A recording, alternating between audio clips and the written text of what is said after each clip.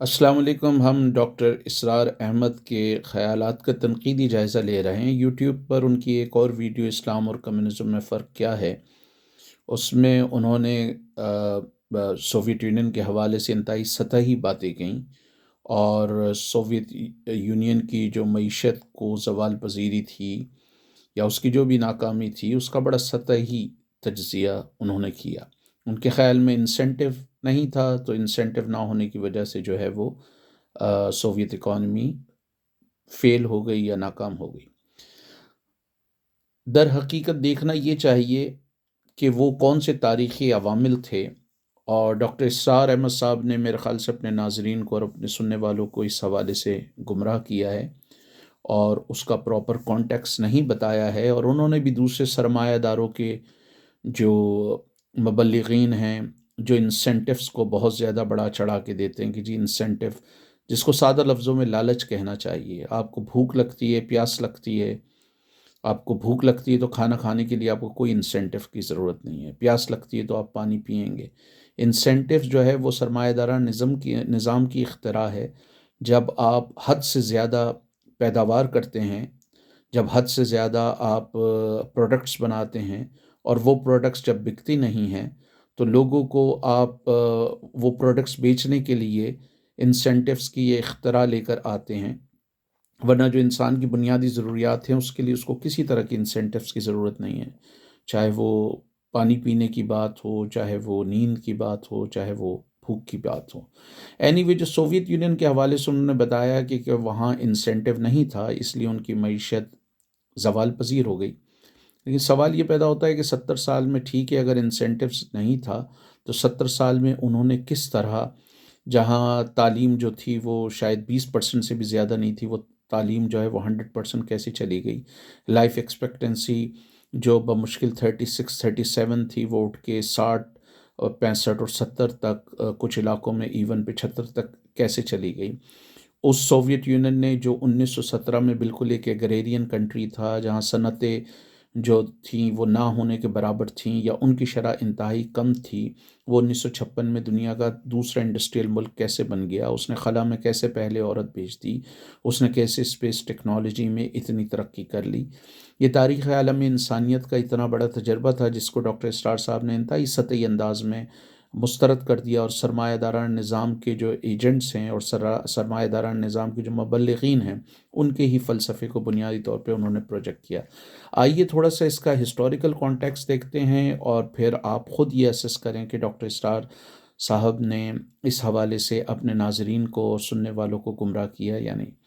مثال کے طور پہ سوویت یونین میں جو انقلاب آیا وہ 1917 میں آیا، اور تقریباً 1926 تک اس کو امریکہ نے اس حکومت کو ریکگنائز نہیں کیا۔ 1926 تک دنیا کے کئی ممالک نے نہیں کیا، اور 1933 تک امریکہ نے اس گورنمنٹ کو صحیح معنوں میں ریکگنائز نہیں کیا۔ 17 میں انقلاب آیا، ود ان نو ٹائم جو ہے وہاں پر برطانیہ، فرانس اور دوسرے ممالک کی فوجیں گھسیں، تو وہاں پر جو انقلابی حکومت نے جو وہاں پر جاگیردار تھے، ان کی جو جاگیریں چھینی تھیں، زمینیں چھینی تھیں، اور جو انقلاب دشمن تھے ان کے خلاف جب انہوں نے اقدامات کیے، تو ان انقلاب دشمنوں کی حمایت میں سامراجی ممالک نے وہاں پر جمپ ماری، اور وہاں پر سول وار ہوئی۔ 1917 میں جب وہاں پہ انقلاب آیا تو سب سے بڑی ضرورت وہاں امن کی تھی۔ اس امن کے خاطر سوویت یونین کو جو ہے وہ جرمنی سے معاہدہ کرنا پڑا۔ اس معاہدے کے نتیجے میں سوویت یونین کی تقریباً 86%، 86% جو کول فیلڈز تھیں وہ جرمنی کے پاس چلی گئیں۔ تقریباً 1/3 پاپولیشن، ایک تہائی پاپولیشن جو ہے وہ جرمنی کے قبضے میں آ گئی ایک طریقے سے، اور 26% ریلوے جو ہے وہ بھی جرمنی کے قبضے میں چلی گئی۔ سوویت یونین پہ مختلف طرح کی پابندیاں لگی رہیں، ان پہ ٹریڈ ایمبارگو لگا رہا، اور یہ ذہن میں رہے کہ یہ ایک by and large agrarian country ہے، جہاں پر بہت سارے علاقوں میں پیسٹورل لائف اسٹائل بھی ہے، جہاں پہ لائف اسٹاک ہوتا ہے، بھیڑ بکریاں لوگ چراتے ہیں ایک بڑے اس میں۔ ان تمام مشکلات کے باوجود سوویت یونین جو ہے وہ انڈسٹریل اس نے ترقی کی۔ بعض ٹائم جی ڈی پی کی شرح جو ہے وہ تقریباً 12% سے بھی زیادہ رہی، 10% سے بھی زیادہ رہی، کچھ اعداد و شمار کے مطابق مسلسل 40 سال جی ڈی پی کی شرح جو ہے وہ 5% سے زیادہ رہی۔ یہ ملک تمام کی پابندیوں کے باوجود جو ہے وہ 1930 کی دہائی میں اپنے پیروں پہ کھڑا ہونا شروع ہوا۔ دنیا کے کئی ممالک اس کی طرف دیکھنے لگے۔ یہ نہ صرف اپنے ملک کو ترقی دے رہے تھے، تعلیم کو بہتر کر رہے تھے، صحت کو بہتر کر رہے تھے، بلکہ پوری دنیا میں لبریشن کی موومنٹ ہوں، ڈی کولونائزیشن کی موومنٹ ہوں، ان کو سپورٹ کر رہے تھے۔ انڈین نیشنل کانگریس سے لے کر افریقن نیشنل کانگریس تک، اور فلسطینیوں کی جد و جہد ہو یا دوسرے مظلوم قومیتوں کی جد و جہد ہو، اس کو سوویت یونین سپورٹ کر رہا تھا۔ تو پہلی جنگ عظیم میں اس کو اچھی خاصی تباہی کا سامنا کرنا پڑا۔ لاکھوں کی تعداد میں لوگ جو ہے پہلی جنگ عظیم میں مارے گئے، اور جیسے کہ میں نے بتایا کہ جرمنی سے ان کو معاہدہ کرنا پڑا، تو 86% ان کی کوئلے کی فیلڈز جرمنی کے پاس چلی گئیں، 1/3 پاپولیشن ان کے پاس چلی گئی، 26% کے قریب ریلوے چلی گئی، ایگریکلچر کا بھی ایک بڑا حصہ ان کے پاس گیا۔ اس کے باوجود 33 میں یہ بڑی 30 کی دہائی میں بڑی تیزی سے ترقی کر رہا تھا۔ سیکنڈ ورلڈ وار میں 1941 میں غالباً ہٹلر نے اس پر قبضہ کر لیا۔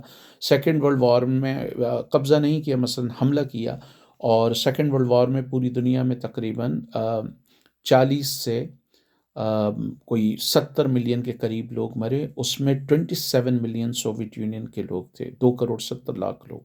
34,000 سے زیادہ ان کی انڈسٹریز تباہ ہوئیں، سینکڑوں کی تعداد میں ان کے شہر تباہ ہوئے، اور ایک بڑی تعداد میں ان کے ٹاؤن قصبے تباہ ہوئے۔ جنگ کے ماہرین کہتے ہیں کہ اگر جنگ میں ایک بندہ مرتا ہے تو آن ایوریج 5 بندے زخمی ہوتے ہیں، جس میں پوسٹ ٹرامیٹک ایفیکٹس بھی شامل ہوتا ہے۔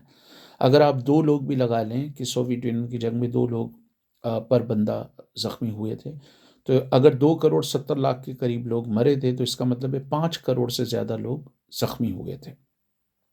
اس کے باوجود، ساری تباہی کے باوجود، اور ہٹلر کو اصل شکست جو ہے وہ سوویت یونین نے دی تھی۔ جو اصل آپریشن باربروسا جو ہٹلر نے شروع کیا تھا سوویت یونین کے خلاف، تو اصل لڑائی وہاں پر ہوئی۔ امریکہ کے بمشکل 4-5 لاکھ لوگ مرے، 6 لاکھ کچھ کہتے ہیں، برطانیہ کے بھی 4 سے 6 لاکھ لوگ مرے، لیکن سوویت یونین کے 2 کروڑ 70 لاکھ سے زیادہ لوگ مرے۔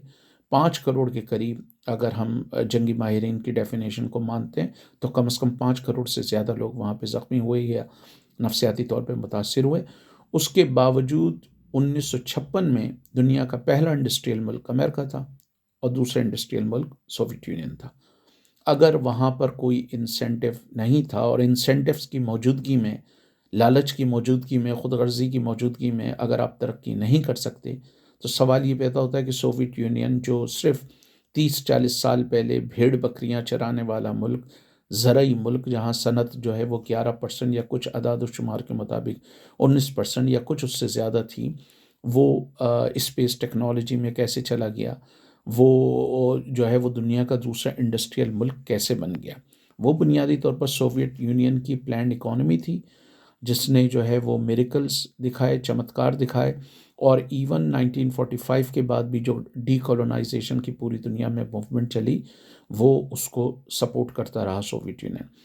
1979 میں جب مشرقی یورپ میں تحریکیں اٹھیں، اور سوویت یونین 1991 اور رادر جنوری 1992 میں اس کا سوویت یونین اختتام پذیر ہوا، اس وقت جو تھی سوویت یونین میں رہنے والی جو تقریباً 15 ریاستیں تھیں روس سمیت، سب میں تقریباً تعلیم 90% سے زیادہ، تقریباً بہت ساری ریاستوں میں 100% تھی۔ لائف ایکسپیکٹنسی جو 37 تھی 1917 میں، وہ اٹھ کے 60-65 اور اس سے بھی زیادہ چلی گئی تھی۔ سوویت یونین میں ایک بڑی تعداد خواتین کی جو ہے وہ یونیورسٹیز جاتی تھی، تقریباً آلموسٹ ساری خواتین یونیورسٹیز جاتی تھیں۔